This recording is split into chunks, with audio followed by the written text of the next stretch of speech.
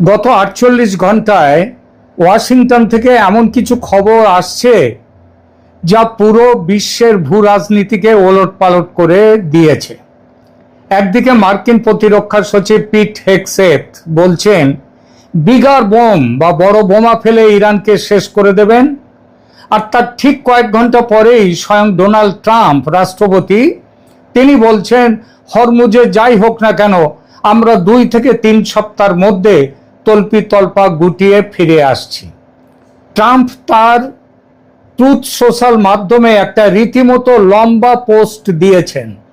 এছাড়াও তিনি কি বলেছেন সেখানে শুনুন।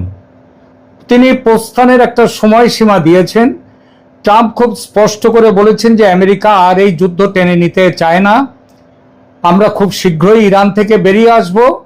তিনি নির্দিষ্ট করে ২ থেকে ৩ সপ্তাহ সময়ের কথা বা তার কিছু বেশি উল্লেখ করেছেন। তার মতে আমেরিকার কাজ শেষ হয়ে গেছে, আর থাকার দরকার নেই। কাজগুলো কি? একটা হচ্ছে পারমাণবিক লক্ষ্য অর্জন।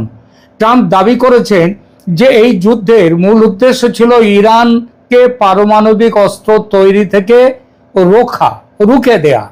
তার ভাষায় ইরান কখনোই পারমাণবিক অস্ত্র আর হাতে পাবে না এবং সেই লক্ষ্য ইতিমধ্যেই অর্জিত হয়েছে। তিনি আরও যোগ করেন যে আমেরিকা ইরানের পরিকাঠামোর ওপর যে আঘাত হেনেছে সেটা ঠিকঠাক করতে, পুনর্গঠন করতে ইরানের অন্তত ১৫ থেকে ২০ বছর সময় লাগবে। এছাড়া তিনি তার আর একটা উদ্দেশ্যর কথাও বলেছিলেন যে ইরানের শাসন পরিবর্তন বা রেজিম চেঞ্জ। এটা ছিল ট্রাম্পের সব থেকে বিতর্কিত দেওয়ার দাবি।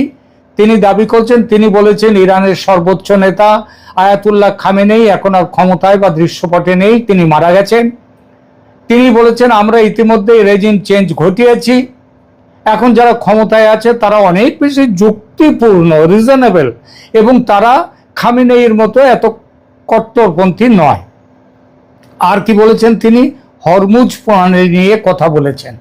হরমুজ প্রণালী নিয়ে আমেরিকার দীর্ঘদিনের যে মাথা ব্যথা ছিল তা থেকে তিনি হাত ধুয়ে ফেলতে চেয়েছেন। তিনি বলেছেন যদি ফ্রান্স বা অন্য কোনো দেশ সেখান থেকে তেল বা গ্যাস নিতে চায় তারা নিজেরা গিয়ে নিয়ে আসুক, এটা তাদের নিজেদের দায়িত্ব, তারা নিজেদের সুরক্ষা নিজেরাই দেখে নিক। এটা বলেছেন। আমেরিকা আর সেখানে পাহারা দেওয়ার কোনো আমেরিকার দরকার নেই, আমেরিকা পাহারা দেবে না। তবে সেই যে কথায় আছে না, ভাঙবে তবু মচকাবে না, সেটাও আছে ট্রাম্প সাহেবের। ট্রাম্প দাবি করেছেন যে ইরান এখন প্রচণ্ড চাপের মুখে আছে এবং তারা একটা চুক্তির জন্য ভিক্ষে করছে আমেরিকার কাছে। যদিও পৃথিবীর মানুষ দেখছে উল্টো ব্যাপার, আমেরিকা ভিক্ষে করছে। তিনি বলেছেন, ট্রাম্প আরও বলেছেন, তারা যদি আলোচনার টেবিলে আসে তবে ভালো, আর যদি না আসে তবে কিছু যায় আসে না, কারণ আমরা আমাদের কাজ সব শেষ করে ফেলেছি, এবার চলে যাব। তিনি ইঙ্গিত দিয়েছেন যে তিনি কোনো আনুষ্ঠানিক চুক্তির জন্যও আর অপেক্ষা করবেন না। ওই যে 15 শর্ত পাঠিয়েছিলেন ওসব শর্ত তিনি ভুলে গেছেন, বরং মার্কিন সৈন্যদের ঘরে ফিরিয়ে আনাই এখন তার অগ্রাধিকার। কি বুঝলেন? দুনিয়ার কূটনৈতিক বিশেষজ্ঞরা মনে করছেন ট্রাম্প আসলে মিশন সাকসেসফুল ঘোষণা করে একটি সম্মানজনক প্রস্থানের রাস্তা খুঁজছেন। তিনি একদিকে যেমন নিজের সমর্থকদের দেখাতে চাইছেন যে তিনি যুদ্ধ থামিয়েছেন, অন্যদিকে দেশের লোককে দেখাতে চাইছেন ইরানকে এক প্রকার ধ্বংসস্তূপের উপরে তিনি দাঁড় করিয়ে দিয়েছেন, যাতে অদূর ভবিষ্যতে আমেরিকার জন্য ইরান আর চ্যালেঞ্জ না হতে পারে। তিনি এত শক্তিমান, এটা তিনি নাকি প্রমাণ করে ফেলেছেন, দেশের লোককে সেইটা বলছেন। তবে কথার চাতুরি দিয়ে যতই ঢাকার চেষ্টা করুন না কেন, ব্যথা কোথায় সেটা তো জানতে কারো বাকি নেই। কেন এই হঠাৎ পরিবর্তন? কেন ট্রাম্প মাঝপথে যুদ্ধ ছেড়ে পালানোর কথা ভাবছেন? আর এই পুরো নাটকের নেপথ্যে কি ভারতের প্রধানমন্ত্রী নরেন্দ্র মোদীর কোনো মাস্টার স্ট্রোক রয়েছে? বিশ্বের কূটনৈতিক মহলে এই কথাটা কিন্তু খুব আলোচিত হচ্ছে। আজ আমরা উন্মোচন করব সেই পর্দার পেছনের ঘটনার সত্যতা। কেন হঠাৎ ইউটার্ন নিলেন ট্রাম্প? আমরা আলোচনা করব কেন চীন এই পরিস্থিতিতে মোটামুটি বেশ খুশি, আর কেন আরব দুনিয়া এখন আমেরিকার বদলে ভারতের দিকে তাকাচ্ছে। শেষ পর্যন্ত সঙ্গে থাকুন, কারণ আজকের বিশ্লেষণ আপনার চিন্তাধারা বদলে দেবে। শুরু করি মার্কিন প্রশাসনের গোলক ধাঁধা নিয়ে, ওই যে পরস্পর বিরোধী সংকেত, সেইটা নিয়ে। 2026-এর এই এপ্রিলে দাঁড়িয়ে আমেরিকা যেন এক দ্বিধা বিভক্ত দেশ। একদিকে পেন্টাগন এবং প্রতিরক্ষা মন্ত্রী পিট, মানে ওদের দেশের সচিব বলে, সেই সচিব পিট হেগসেট, তিনি মনে করছেন ইরানকে পারমাণবিক শক্তিহীন করতে হলে এখনো হামলার প্রয়োজন এবং বড়সড় হামলা, আরো বোমা মারতে হবে, আরো বড় বোমা মারতে হবে, বিগার বম। কিন্তু প্রেসিডেন্ট ট্রাম্প হঠাৎই বলছেন অন্য কথা। তিনি দাবি করছেন ইরানে আমরা যা চাই সব পেয়ে গেছি, আলী খামেনেই নেই, এখনকার শাসকরা নরম ধাতের, শাসক পরিবর্তন হয়ে গেছে, মিশন সাকসেসফুল, তাহলে ফালতু কেন আর যুদ্ধ? অথচ এই প্রেসিডেন্ট ট্রাম্প সমানে বলে আসছিলেন কয়েকদিন আগে পর্যন্ত, এই 3 দিন আগে পর্যন্ত, 2 দিন আগে পর্যন্ত 48 ঘন্টা সময় দিচ্ছেন, 5 দিন সময় দিচ্ছেন, 7 দিন সময় দিচ্ছেন। এটাতে কি বোঝা যায়? তিনি সমানে বলে আসছিলেন ইরানকে এমন শিক্ষা দেব যা তারা চিন্তা করতে পারবে না। বলছিলেন হরমুজ খুলে না দিলে ভয়ঙ্কর পরিণতি হবে। বলছিলেন খার্গ আইল্যান্ড দখলে 10,000 সেনা নামাবো। 5 দিনের সময় দিয়েছিলেন ইরানকে, কিন্তু হঠাৎই উধাও সেই হুমকির ভাষা। তার বদলে 1 এপ্রিল তিনি যা বললেন তার সাদা বাংলায় মানে হলো হরমুজ প্রণালী চুলোয় যাক, আর আমরা যুদ্ধে নেই বাপু। তো ট্রাম্পের এই ইউটার্ন কেন? এই পিছু মোড় কি কেবল রণকৌশল, নাকি বড় কোনো চাপের ফল, নাকি কাল যে তারিখটা ছিল 1 এপ্রিল, সেই 1 এপ্রিল তারিখের এপ্রিল ফুল নয় তো? আজ কিন্তু গতকাল শেয়ার বাজার বড় ঝড় জাম্প দিয়েছিল, আজ কিন্তু আবার নেমে গেছে। হরমুজ প্রণালী বা স্ট্রেট অফ হরমুজ নিয়ে আমেরিকার হঠাৎ অনাগ্রহ কেন? ট্রাম্প বলছেন ফ্রান্স বা অন্য দেশগুলো তাদের তেলের ব্যবস্থা নিজেরাই করে নিক, অর্থাৎ আমেরিকা আর পৃথিবীর পুলিশ হয়ে থাকতে চাইছে না। অথচ আমেরিকার যুদ্ধমন্ত্রী পিট হেগসেট বলছেন ইরানে এখনো কাজ শেষ হয়নি, যুদ্ধ চলবে। কেন এই দুই মুখের কথা? আমেরিকার প্রশাসনের ভিতরে কি তাহলে লড়াই শুরু হলো, নাকি এটা আমেরিকার নতুন কোনো চাল? আমরা যাব এই প্রশ্নের বিশ্লেষণে। গত কয়েকদিন ধরে ইরান বিষয়ক আমার সমস্ত এপিসোডে আমি বলে এসেছি ইরানি প্রতিরোধে বেসামাল আমেরিকা। হরমুজ প্রণালী বন্ধ করে দেওয়ার ফলে বিশ্বজুড়ে ভয়ঙ্কর মন্দা, আর সবার উপরে পুরো আমেরিকা জুড়ে ট্রাম্পের ইরান যুদ্ধ নিয়ে ব্যাপক প্রতিবাদ। 3,100 জায়গায় প্রায় 1 কোটি মানুষ প্রতিবাদ করছে সমস্ত অঙ্গরাজ্যে। এবং আরো বড় এক কারণ, যুদ্ধের বিপুল খরচ আমেরিকা সামলাতে পারছে না। আমেরিকার দুর্বল অর্থনীতি আরো দুর্বল হয়ে যাচ্ছে। সব মিলিয়ে প্রবল চাপের মধ্যে ডোনাল্ড ট্রাম্প বেরিয়ে আসার পথ একটা গ্রেসফুল এক্সিট রুট।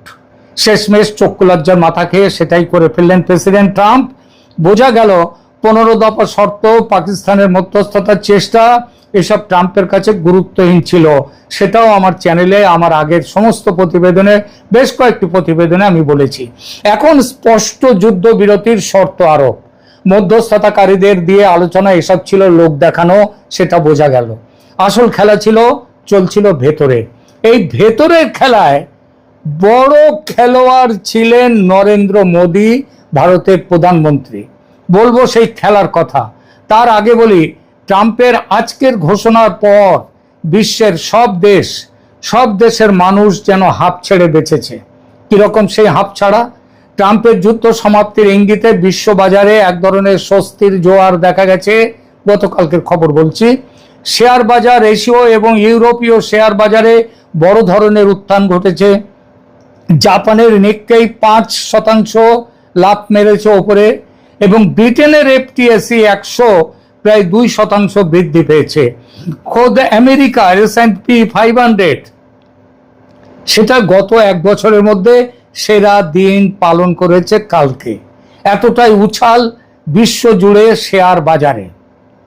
ওদিকে যুদ্ধের অবসান হতে পারে এমন আশায় অপরিশোধিত তেলের দাম, খনিজ তেলের, কাঁচা তেলের দাম ব্যারেল প্রতি $100 নিচে নেমে গেছে। এই সব ঘটনা বুঝিয়ে দেয় সারা বিশ্ব চাইছে এই যুদ্ধ বন্ধ হোক। আবার সবকিছুর একটা অন্য দিকও থাকে। একদিকে সারা বিশ্ব হাঁপ ছেড়ে বাঁচছে, আবার অন্যদিকে আছে আমেরিকার মিত্র দেশগুলো, আরবে যারা আছে তাদের মধ্যে চরম আতঙ্ক। তাদের অবস্থা বলিউডের সেই সিনেমার মতো, কবি খুশি কবি গম। খুশি এই জন্যে যে যুদ্ধ থেমে গেলে যে তেল তাদের বেঁচে থাকার রসদ, সেই তেলের ডিপোতে আর ইরানি বোমা পড়বে না। আর গম বা দুঃখ এই জন্য যে ইরান আগের তুলনায় এখন অনেক অনেক বেশি, বহু গুণ বেশি শক্তিশালী ও বিপজ্জনক হয়ে উঠবে। মধ্যপ্রাচ্যের অলিখিত সম্রাট হয়ে গেল ইরান। আরো বড় কথা, ইরান হচ্ছে শিয়াদের দেশ, আর মধ্যপ্রাচ্যের বেশির সমস্ত বাকি সব দেশ প্রায় একাত্তর ছোটখাটো ছাড়া, লেবাননে সেখানে শিয়ারা আছে, তো এরা ছাড়া বাকিরা অলিখিত সম্রাট, তারা হচ্ছে সুন্নিদের দেশ।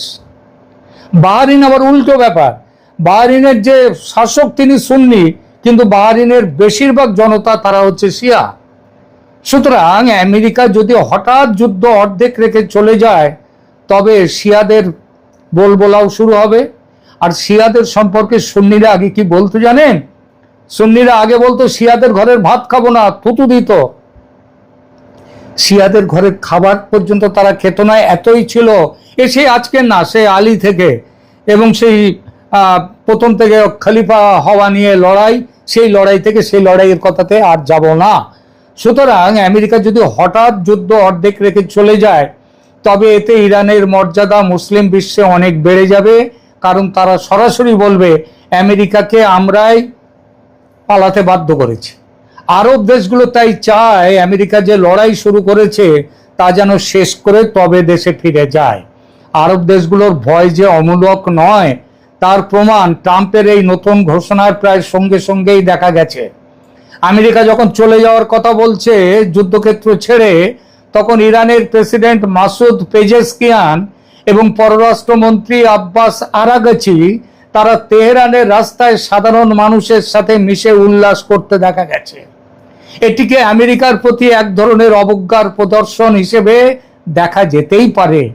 তেহরানের রাস্তার সেই ছবি যেন বলছে আমেরিকাকে, দেখ থোড়াই কেয়ার করি তোদের।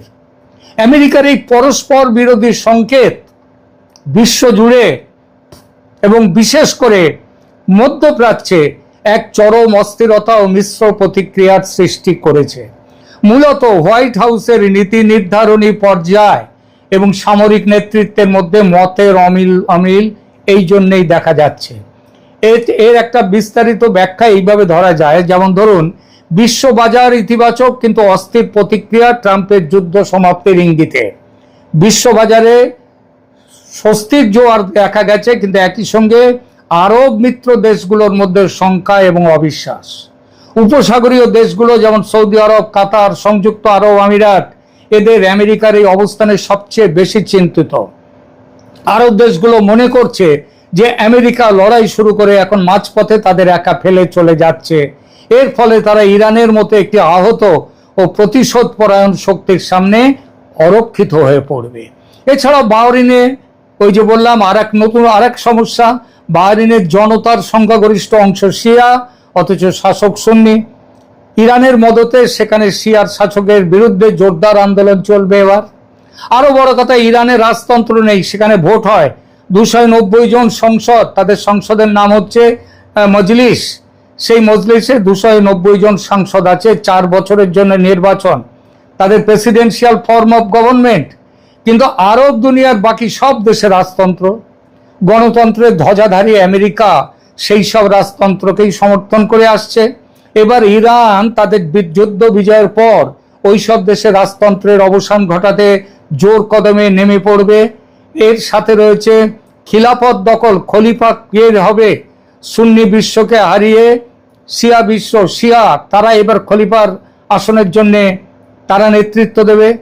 তার মানে শিয়া সমেত বিভিন্ন রাজতন্ত্র বিরোধী শক্তিকে মদত দেবে এবার ইরান। আরব দেশের রাজারা সেই ভয়ে কাঁপছে। এই নতুন উদ্ভূত পরিস্থিতির কারণে মধ্যপ্রাচ্যের দেশগুলো এখন নিরাপত্তার জন্য চীনের দিকে আরো বেশি ঝুঁকতে পারে। কারণ আমেরিকার ছত্রছায়া যে আদৌ নিরাপদ নয়, আর চীন রয়েছে ইরানের সাথে। ইরান যখন ওখানকার মাতব্বর হয়ে যাচ্ছে, তখন এইবার চীন সেখানে এসে থাকবে। কিন্তু চীন যে আমেরিকার ছত্রছায়া যে আদৌ নিরাপদ নয়, এটা আরব দেশগুলো ঠেকে শিখলো এবার। কিন্তু চীন কিভাবে নিরাপত্তা দেবে তাদের? চীন তো সরাসরি ইরানের সঙ্গে। আর পরিস্থিতি যাই হোক, সমস্ত আরব দেশ চীনের কোলে চলে যাবে আর আমেরিকা বসে দেখবে, সে তো হতে পারে না। আর এখানেই জন্ম নিচ্ছে এক নতুন রাজনৈতিক সম্ভাবনা। সে সম্ভাবনার কেন্দ্রে আছে ভারত। ভারত কিন্তু পর্দার আড়ালে তার খেলা শুরু করে দিয়েছে প্রথম থেকেই। সেই খেলার প্রথম সফলতা দেখা গিয়েছিল যখন হরমুজ প্রণালী থেকে ভারতের তেল ও গ্যাস বোঝাই জাহাজ ছাড়পত্র পেল যাওয়া আসার। আর এখন তো ভারতের জাহাজকে অবাধ ছাড় দিয়ে দিয়েছে ইরান। ইরানের সঙ্গে ভারতের এতটাই ভালো সম্পর্ক। অন্যদিকে ভারতের খারাপ সম্পর্ক নয় আমেরিকার সঙ্গেও, সেখানেও কাজ চালানোর মতো এবং ভালো সম্পর্ক। আর সেই সম্পর্কের কথা মাথায় রেখে কূটনৈতিক মহলে এখন সব থেকে বড় গুঞ্জন ট্রাম্পের এই যে ডিগবাজি খাওয়া, এর পেছনে ভারতের ভূমিকা কতটা। ভারতের ভূমিকার শুরু হলো গত 24শে মার্চের সেই ফোন কল দিয়ে। ইরানের জোরদার প্রত্যাঘাতে বেসামাল ট্রাম্প যুদ্ধ থেকে বেরিয়ে আসতে পথ খোঁজার জন্য মধ্যস্থতা করতে ফোন করেছিলেন প্রধানমন্ত্রী মোদীকে। দীর্ঘ সময় ধরে বিষয় যুদ্ধ বন্ধের জন্য মধ্যস্থতা করুক ভারত। কি কথা হয়েছিল তাদের দুজনের মধ্যে? নয়াদিল্লি এবং ওয়াশিংটন দুদিক থেকেই খবর, প্রধানমন্ত্রী মোদী ট্রাম্পকে একটা রিয়ালিটি চেক দিয়েছিলেন সেদিন। ভারত তার তেলের বিশাল অংশ পায় আরবের এই অঞ্চল থেকে। যুদ্ধ দীর্ঘস্থায়ী হলে ভারতের মুদ্রাস্ফীতি বাড়বে আর তার প্রভাব পড়বে আমেরিকার বাজারেও। ট্রাম্প একজন ব্যবসায়ী, তিনি বোঝেন যে তেলের দাম বাড়লে 2026-এর পরবর্তী সময়ে তার নিজের গদিতেও টান পড়তে পারে। তাছাড়া দেশের অর্থনীতি খেয়ে নিচ্ছে যুদ্ধ। ভারত সেদিনই ইরানের পক্ষ থেকে গুরুত্বপূর্ণ বার্তা ট্রাম্পের কাছে পৌঁছে দিয়েছিল। মনে রাখবেন, ইরানের সাথে ভারতের চাবাহার বন্দর এবং দীর্ঘদিনের কূটনৈতিক সম্পর্ক অত্যন্ত সুসম্পর্ক। মোদী এখানে কেবল ভারতের প্রধানমন্ত্রী হিসেবে নন, বরং গ্লোবাল সাউথের প্রতিনিধি হিসেবে ট্রাম্পকে যুদ্ধের ভয়াবহতা সম্পর্কে সতর্ক করে দিয়েছিলেন। এটি হয়তো ট্রাম্পের সেই বিখ্যাত ইউটার্নের সূচনার নেপথ্য কারণ। চীনের নীরব অপেক্ষা, আরব দুনিয়ার শঙ্কা ও ভারতের অপরিহার্যতা এখন ধরা পড়েছে ট্রাম্পের সামনে। এই পরিস্থিতিতে সব থেকে বড় লাভের সম্ভাবনা চীনের ছিল। আমেরিকার প্রভাব কমে গেলে মধ্যপ্রাচ্যে যে শূন্যতা তৈরি হবে তা পূরণ করতে ড্রাগন তৈরি ছিল। তারা ইতিমধ্যে ইরান ও সৌদি আরবের মধ্যে সমঝোতা করিয়ে নিজেদের গুরুত্ব প্রমাণ করেছে। কাতার, সৌদি আরব বা ইউএই যারা বিলিয়ন বিলিয়ন ডলার খরচ করে আমেরিকার সামরিক ঘাঁটি বসিয়েছিল নিজেদের নিরাপত্তার জন্য, ওই ইরানের হাত থেকে বাঁচতে, ইসরায়েলের হাত থেকে বাঁচতে, ইসরায়েলের সাথে তো তাদের সম্পর্ক ভালো হয়ে গেছে। তারা এখন দেখছে আমেরিকা তাদের বিপদে ফেলে চলে যাচ্ছে। সাদ্দাম হোসেন বা গাদ্দাফির উদাহরণ তাদের চোখে ভাসছে। ইরান যদি এখন আরো শক্তিশালী হয়ে ফিরে আসে, তবে এই দেশগুলোর নিরাপত্তা নিশ্চিত করবে কে? চীন সুযোগ নেওয়ার অপেক্ষায় ছিল, কিন্তু আমেরিকা সুযোগ দেবে না, সুযোগ দেবে না ভারতও। পাওয়ার পলিটিক্স কেউ ছাড়ে না। আর এখানেই ভারতের উপর নির্ভরতা আমেরিকার। কেন ভারত এখানেই আসছে? ভারতের ক্রমবর্ধমান প্রভাবের কথা। চীন কেবল ব্যবসার কথা ভাবে আর আমেরিকা কথা বলে বন্দুকের ভাষায়। ভারত সেখানে এক ভারসাম্য রক্ষাকারী শক্তি, ব্যালেন্সিং পাওয়ার। সে কারোর সঙ্গে নেই, সে নিরপেক্ষতা বজায় রেখে চলে। মধ্যপ্রাচ্যের দেশগুলো ভারতকে বিশ্বাস করে। ভারতের কয়েক লক্ষ মানুষ সেখানে কাজ করেন, যা তাদের অর্থনীতির মেরুদণ্ড। কিন্তু আরো বড় কথা, IMEC বনাম BRI, BRI মানে চীনের BRI বনাম ভারতের India middle east Europe economic corridor, যার নাম হচ্ছে IMEC। এটি কেবল বাণিজ্য নয়, এটা একটি আস্থার বন্ধন। ভারত এখন আর কেবল চাল ডাল রপ্তানি করে না, ভারত এখন ব্রহ্মস মিসাইল, তেজস ফাইটার জেটের মতো আধুনিক অস্ত্র এই দেশগুলোকে বিক্রি করতে পারে, দেওয়ার ক্ষমতা রাখে, তাও কোনো কঠিন শর্ত ছাড়াই। তাই আমেরিকা যদি সত্যি চলে যায়, অথবা যদি লো প্রোফাইল মেনটেন করে লো প্রোফাইল, তবে ভারতের প্রভাব সেখানে কয়েক গুণ বেড়ে যাবে। সবশেষে বলা যায়, 2026-এর এই সময়কালটি বিশ্ব রাজনীতির ইতিহাসে এক বড় সন্ধিক্ষণ। ট্রাম্পের প্রস্থান হয়তো আমেরিকাকে সাময়িক স্বস্তি দেবে, কিন্তু ভারতের জন্য এটি এক বিশাল সুযোগ। নরেন্দ্র মোদীর নেতৃত্বে ভারত আজ কেবল আমেরিকার সহযোগী নয়, বরং বিশ্ব শান্তির এক অনিবার্য শক্তিতে পরিণত হয়েছে। প্রিয় দর্শক, আপনাদের কি মনে হয়, ভারত কি পারবে মধ্যপ্রাচ্যে চীনের আধিপত্য রুখে দিতে? ট্রাম্পের এই সিদ্ধান্তের পেছনে কি সত্যিই মোদি ম্যাজিক কাজ করেছে? আপনাদের মতামত কমেন্ট বক্সে জানান। আজকের বিশ্লেষণ ভালো লাগলে ভিডিওটি লাইক করুন এবং শেয়ার করুন। আর দেশ বিদেশের এমন আরও ইনভেস্টিগেটিভ রিপোর্টের জন্য সাবস্ক্রাইব করুন আমার চ্যানেল ক্যালকাটা ডায়ালগস। ভালো থাকবেন, ধন্যবাদ।